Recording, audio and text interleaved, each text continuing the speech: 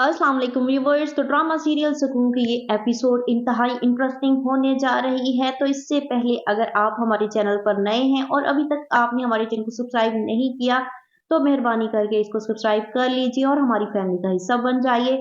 हमदान के इनकार के बाद गुड़िया तो बहुत दिल बर्दाश्त हो जाती है जब उसे अपनी माँ से पता चलता है कि हमदान किसी भी सूरत उसके साथ रिश्ते के लिए राजी नहीं है, शादी के लिए राजी नहीं है।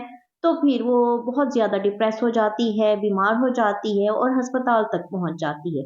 अब ये बात गुड़िया के वालिदैन के लिए लम्हा फ़िक्र थी, क्योंकि उनके लिए सबसे अहम उनकी अपनी बेटी थी और वो उसे तड़पता हुआ नहीं देख सकते थे। इसलिए उन्होंने अहम फ़ैसला किया कि अब वो हमदान से दो टोक बात करेंगे और अगर हमदान उनकी बेटी से शादी के लिए इनकार करेगा, तो ये उसके लिए बहुत बुरा होगा और अब वो उसे किसी और अपने बिज़नेस से हर तरह से बेदखल कर देंगे। तो हमदान बहुत ज़्यादा परेशान था, एक तो वो गुड़िया की वजह से भी फ़िक्रमंद था और दूसरा वो उस झूठ की वजह से जो कि वो इतने दिनों से बोलता आ रहा था।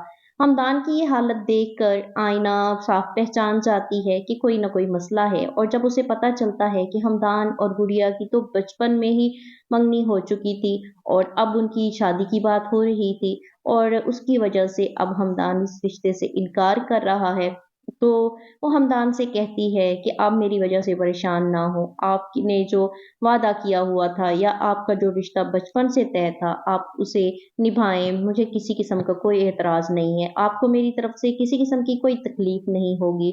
और ये कहकर वो अपना सामान पैक करेगी और घर से जाने की तैयारी करेगी।